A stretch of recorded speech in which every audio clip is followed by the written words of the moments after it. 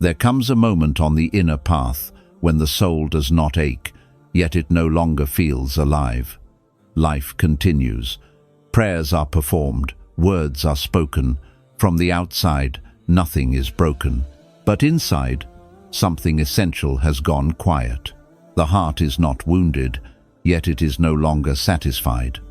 The world feels distant, as though you are present without truly touching it. This phase arrives without warning. There is no clear pain to explain it, no loss to point to. And because it does not look like suffering, many believe something has gone wrong. But this emptiness is not absent. It is preparation. The heart cannot receive new light while it is crowded with old attachments and familiar meanings. So the soul is gently emptied, not through force, but through stillness. If you are in this phase, the soul is not dying. It is becoming ready. The first and most common misunderstanding about this phase is the belief that emptiness means something has gone wrong. When the heart no longer feels full, when motivation fades, and when familiar sources of meaning stop working, the mind quickly labels it as loss, weakness, or spiritual decline. People assume they have lost their way, that faith has weakened, or that they have somehow fallen behind. But on the inner path, emptiness rarely appears at the beginning of confusion. It appears after growth. Emptiness emerges when the soul has outgrown what once sustained it. The heart no longer reacts the same way because it has already absorbed what it needed from that level of experience.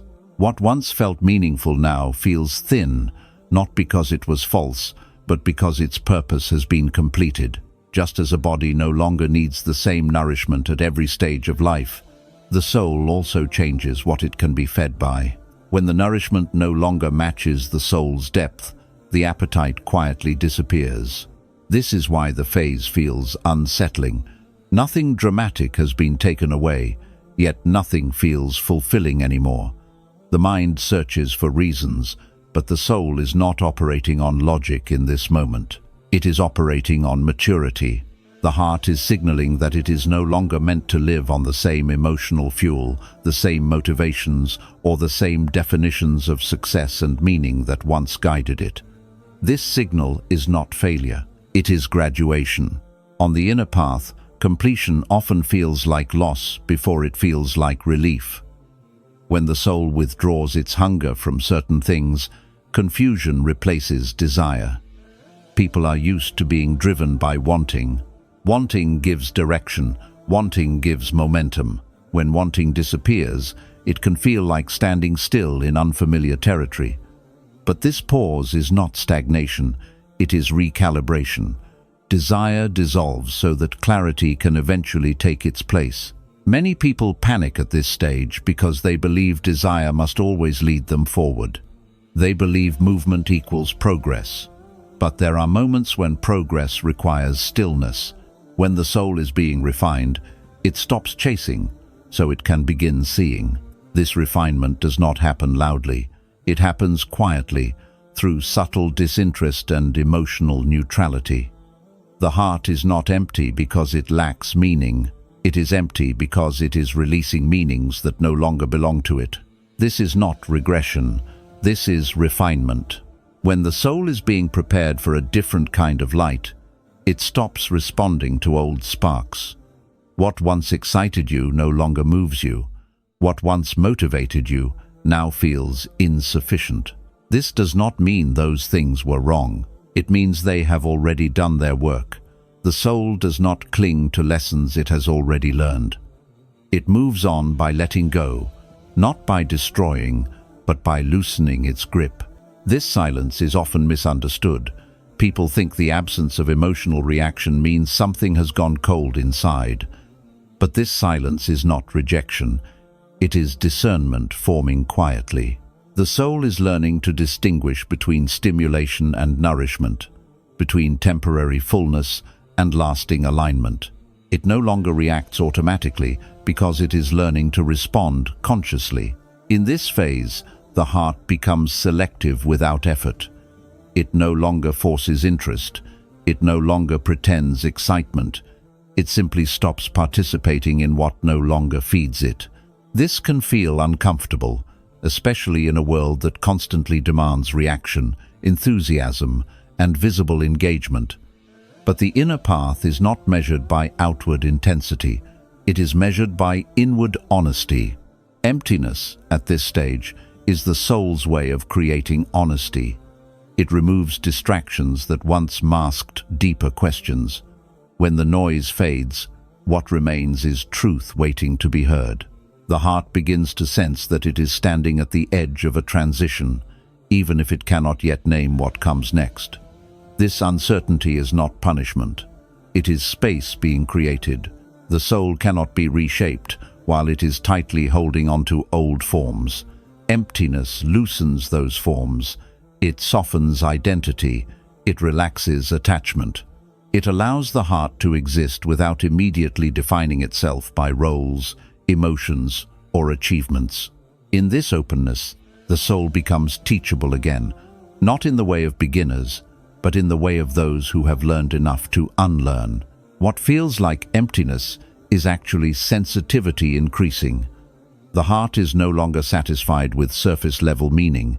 It wants depth, alignment, and truth that does not fade. Until that arrives, it refuses substitutes. This refusal is not arrogance, it is readiness forming. So if you find yourself in this phase, do not rush to label it as loss. Do not force yourself back into old patterns just to feel something again. The soul is not asking you to fill the emptiness. It is asking you to recognize it for what it is, a signal that you have moved beyond where you once were, and that something more fitting is being prepared. This emptiness is not the end of meaning. It is the clearing that allows meaning to return in a truer form.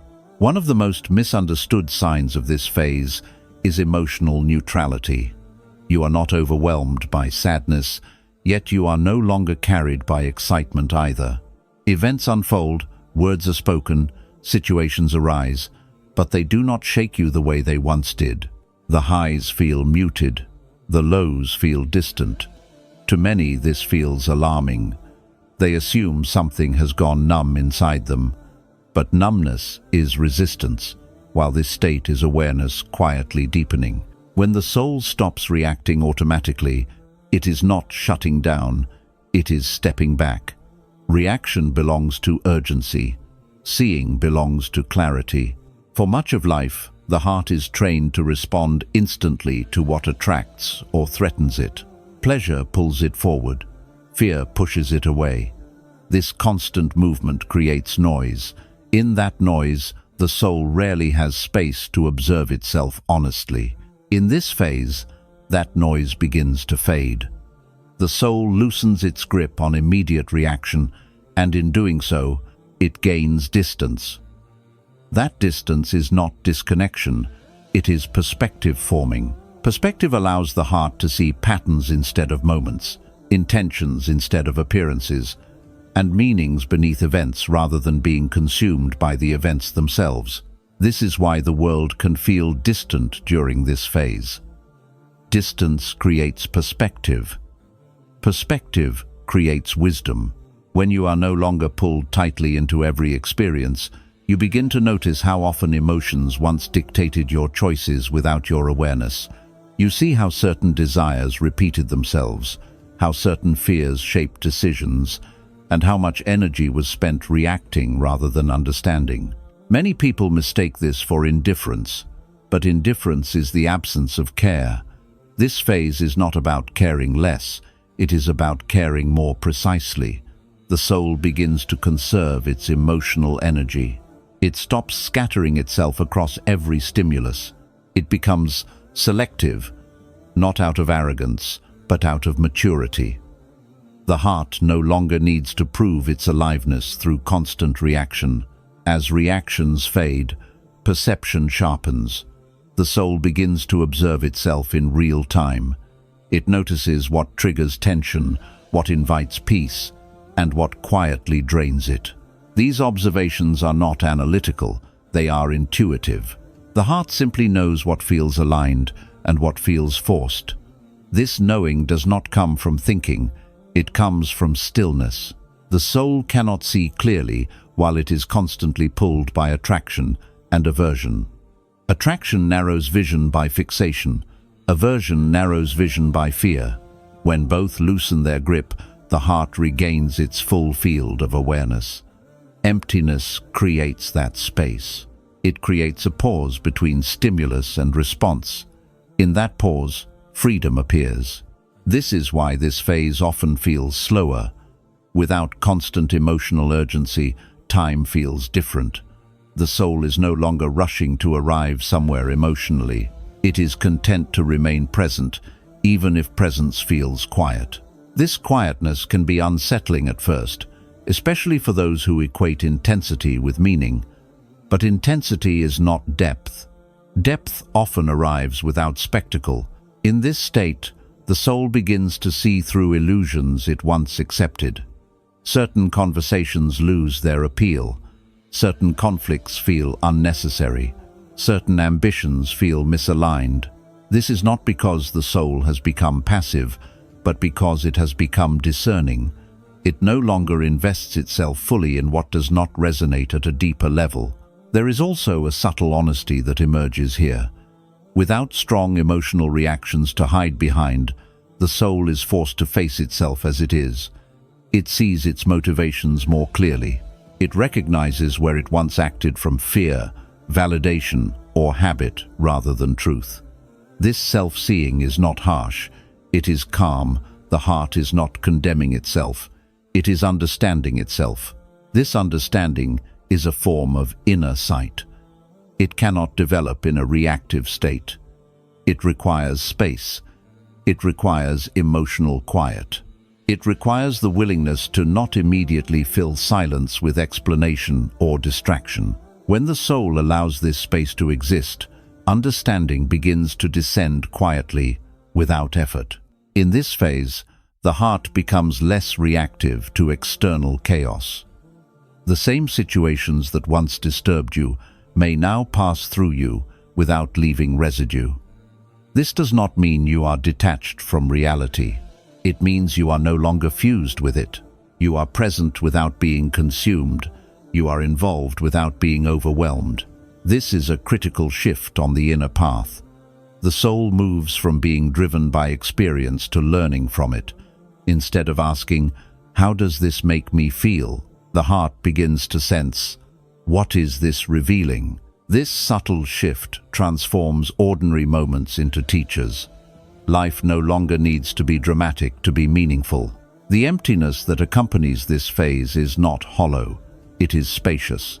In that spaciousness, the soul's inner eye begins to open, not to visions, but to understanding, not to answers, but to alignment. The heart starts to recognize what belongs and what does not, without force and without explanation. This is why rushing to escape this phase disrupts its purpose. If the soul is pushed back into constant reaction, it loses the clarity this stillness is meant to provide. The heart needs time to adjust to seeing rather than reacting. It needs patience to trust this quieter form of awareness. When this phase is honored, the soul emerges with a steadier gaze. It is no longer easily pulled apart by emotion. It is no longer desperate for stimulation. It carries a calm strength rooted in understanding rather than excitement. This strength does not announce itself. It simply holds. And in that holding, the soul becomes capable of receiving what comes next, not as a reaction, but as recognition. One of the deepest truths of the inner path is that light does not force its way into the heart. It does not arrive through pressure, urgency, or emotional intensity. Light settles only where there is room. A heart that is crowded with expectations, identities, unresolved desires, and unexamined beliefs leaves no space for deeper illumination to rest. This is why emptiness appears before light, not after it. The clearing must come first. Many people believe that spiritual growth comes from adding more practices, more knowledge, more effort, more emotion. But on the inner path, growth often comes from subtraction. The soul must release what it no longer needs, in order to receive what it is ready for. Emptiness is that release in motion. It is the heart being gently cleared, not through force, but through withdrawal. This is why this phase often follows long effort. The soul has tried, endured, prayed, reflected, and carried more than it realized. It has held on to meanings that once gave structure but now restrict movement. When the weight becomes unnecessary, the heart begins to let go. What feels like loss is actually unloading. What feels like nothingness is openness being created. The mind struggles with this because it equates emptiness with lack.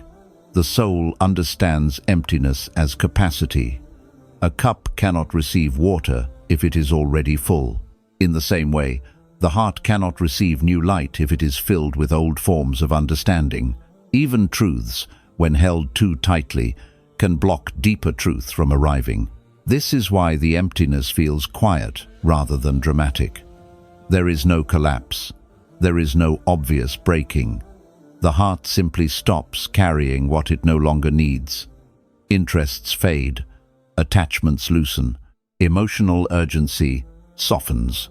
These changes do not happen because the soul is weakening, but because it is making room. Light that enters too early becomes misunderstood.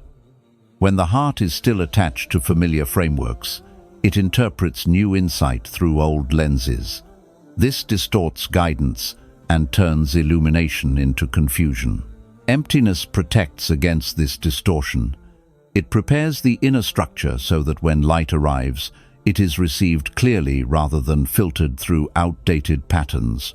In this phase, the soul is being reshaped, not externally, but internally. Its capacity for holding meaning is expanding. This expansion requires space. Just as a body cannot grow without releasing tension, the heart cannot deepen without releasing attachment. Emptiness stretches the inner walls of the soul, allowing it to hold something greater without strain. Many resist this stage because it feels unproductive. There is no visible progress, no emotional reward, no immediate sense of achievement. But the most important inner work often happens invisibly. The soul is not meant to perform during this phase. It is meant to soften. When softness emerges, light has somewhere to settle. Light does not remain in rigid hearts. It moves through them without leaving guidance behind. But in a softened heart, light stays. It becomes steady rather than fleeting. It becomes direction rather than inspiration. This is why the emptiness often carries a subtle sense of readiness. Even without clarity, the heart feels that something is aligning. There is a quiet anticipation, not of excitement, but of fittingness. The soul senses that it is being prepared for a form of understanding that cannot coexist with clutter. The emptiness is doing its work even when you feel nothing is happening. It is reorganizing the inner space. It is clearing emotional residue. It is loosening attachments that would weigh down the next stage. This work does not need your effort. It needs your allowance. When the heart stops trying to fill itself, it becomes receptive. Receptivity is not passivity. It is trust in the process of inner unfolding. The soul knows when to hold and when to release. This phase is release. The next will be arrival. Light does not rush into the heart. It waits for readiness. Emptiness is that readiness forming quietly. Not every sense of fullness is true nourishment for the soul. Some forms of satisfaction stimulate the heart for a moment, but leave it weaker afterward. They distract rather than sustain. When the soul is approaching a deeper stage, it becomes quietly protected from these false forms of fulfillment. This protection does not feel like comfort. It often feels like disinterest. You may notice that things which once helped you escape no longer work. Entertainment feels hollow. Achievements feel strangely incomplete. Conversations repeat themselves without touching anything real inside you. Even good things may begin to feel insufficient. This can create confusion, because nothing is outwardly wrong. Yet inwardly, the heart refuses to settle. This refusal is not ingratitude, it is discernment awakening.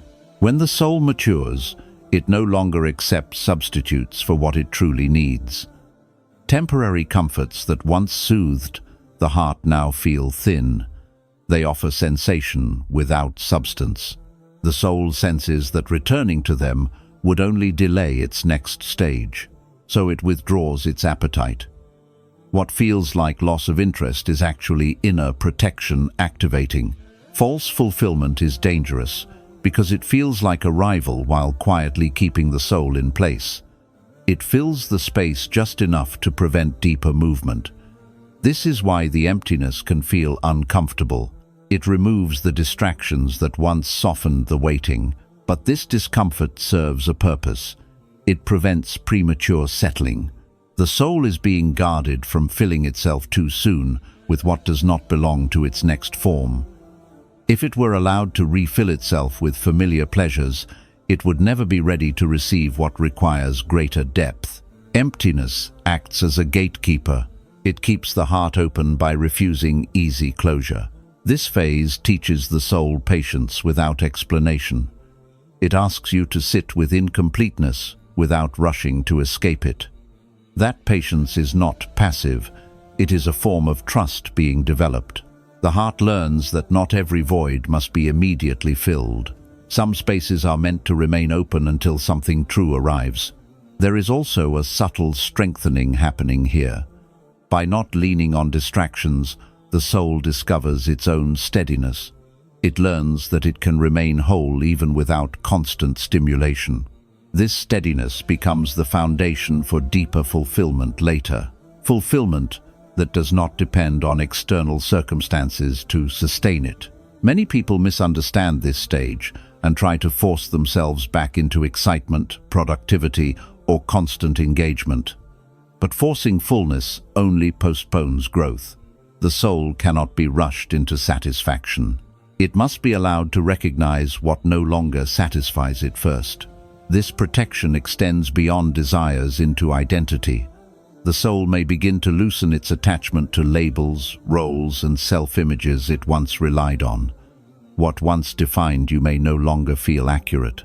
This can be unsettling, but it is part of the same protective process.